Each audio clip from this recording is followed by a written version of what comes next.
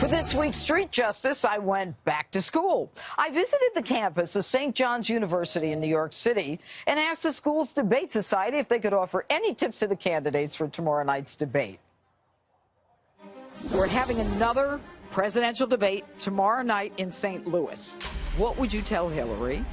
And what would you tell Donald Trump? They really need to zone in on their technique. They are in front of a national audience, and that this is important, and then the people do look at their facial expressions, and that does matter. Hillary, I'd tell her to continue focusing on policy, which she's been doing, but I'd also tell her that she needs to show the American people more. What are you going to do to help us? What are your exact stances on the issues? I think they also need to focus on maybe the composure and how they can also hold themselves to a higher standard, because they are our presidential candidates. The most important thing is about policy. So instead of going on to each other about their personal problems they had in the past, they should focus on about explaining their game plan in order to run the country. Their facial expressions in some way kind of show their humanity, and just that they're normal people like us, and that they have responses to these to what they hear. What should they have talked about?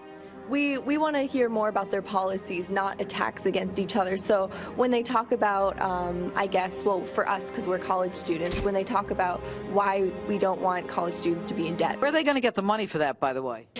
We'll have to see. I would kill to take this course. I really would. Why was Hillary smiling when she was being criticized by Donald? If it was a male and he was smiling, we wouldn't be focusing on as much. We're focusing on it. Do you really believe that? Yes, I do. Come on, get past it. I do believe that. We used to see the stereotypes of a man-to-man debate, but now we're watching a male against a female debate. I'm over the gender thing. One thing that I definitely think was a problem was the interruptions. I think, especially whose interruptions? Everyone's. I think.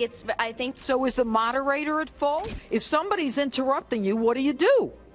I think when the moderator interrupts the debaters, it's for a purpose. She's making sure that they're answering the question and making sure that they're getting out the information that the people want to hear, versus when the candidates are interrupting each other, it's really taking away from the debate. The problem is we've allowed this debate behavior to go on for too long that now... Oh, baloney! That you got a strong moderator, they're going to stop it, period. Bringing up all these personal attacks isn't very good for the debate in general, because we want to know about policies. We don't want to know about your personal history. What would you tell them going into the next debate tomorrow night in St. Louis? Donald Trump has to become more prepared than he was. Clinton has a much easier path to 270 votes.